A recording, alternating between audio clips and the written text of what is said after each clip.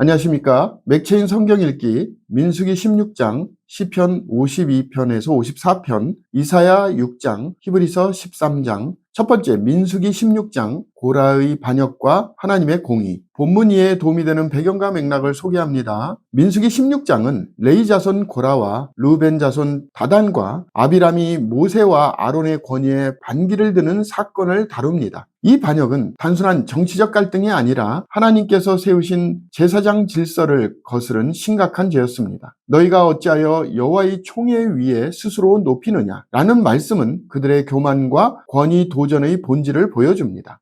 하나님은 땅을 갈라 고라 무리를 삼키심으로 당신의 거룩하신 질서를 수호하셨습니다. 본문의 중요 구절을 소개합니다. 민수기 16장 33절, 34절. 그들과 그의 모든 재산이 산채로 수월에 빠지며 땅이 그 위에 덮이니 그들이 회중 가운데서 망하니라. 그 주위에 있는 온 이스라엘이 그들의 부르짖음을 듣고 도망하여 이르되 땅이 우리도 삼킬까 두렵다 하였고. 본문을 적용하는 데 도움이 되는 가이드라인입니다. 오늘날 우리는 하나님이 세우신 권위와 직분에 대해 겸손한 태도를 가져야 합니다. 교회와 공동체 안에서도 질서와 순종은 하나님의 뜻 안에서 이루어져야 하며 스스로의 교만이나 명분으로 하나님의 질서를 어지럽혀서는 안 됩니다. 하나님은 그분의 거룩한 질서를 지키시는 분이시며 그 질서 안에서 진정한 복이 임합니다. 두 번째, 시편 52편에서 54편, 악인에 대한 신뢰 거부와 하나님의 구원.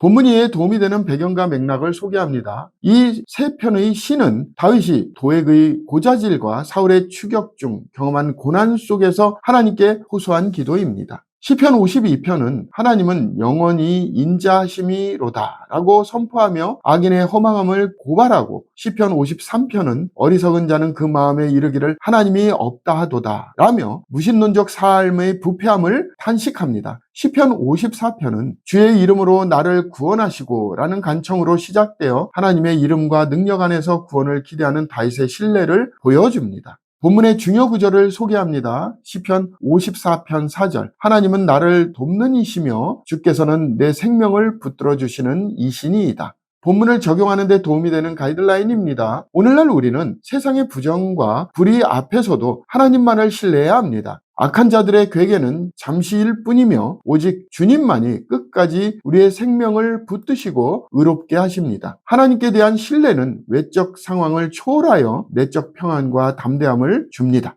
세 번째, 이사야 6장, 하나님의 영광과 선지자의 소명.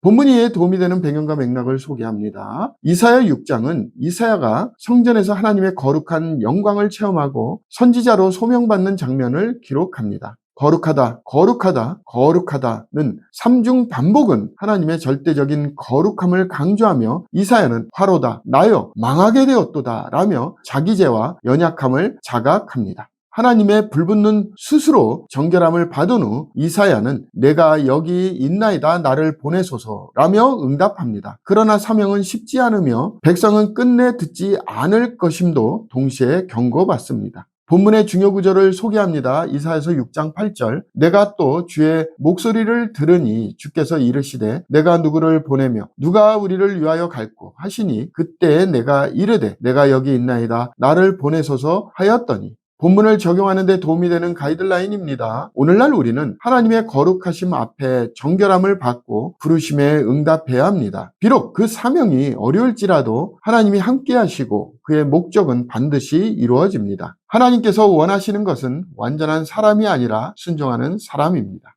오늘의 마지막 본문 히브리서 13장 성도의 삶과 영적 지도자에 대한 권면. 본문 이해에 도움이 되는 배경과 맥락을 소개합니다. 히브리서의 마지막 장은 실제적이고 구체적인 권면들로 구성되어 있습니다. 형제사랑과 손대접, 결혼의 거룩함, 돈을 사랑하지 말 것, 지도자들의 삶을 기억하고 그 믿음을 본받으라는 교훈이 이어집니다. 특히 예수 그리스도는 어제나 오늘이나 영원토록 동일하시니라는 선언은 교리와 삶의 변화없는 기준이 되며 우리에게는 제단이 있는데 라는 말씀은 그리스도의 속죄 제사를 통해 믿는 자들이 참된 예배에 참여함을 의미합니다. 본문의 중요 구절을 소개합니다. 히브리서 13장 8절 9절. 예수 그리스도는 어제나 오늘이나 영원토록 동일하시니라. 여러 가지 다른 교훈에 끌리지 말라. 마음은 은혜로서 굳게함이 아름답고 음식으로서 할 것이 아니니 음식으로 말미암아 행한 자는 유익을 얻지 못하였느니라. 본문을 적용하는 데 도움이 되는 가이드라인입니다. 오늘날 우리는 불확실한 시대 가운데에서도 변함없는 주님을 바라보며 살 수 있습니다. 예수 그리스도는 변하지 않으시며 그의 말씀과 약속은 항상 신실합니다. 공동체 안에서는 사랑과 섬김, 권위에 대한 순종, 그리고 그리스도를 중심으로 한 예배와 삶의 균형이 중요합니다. 감사합니다.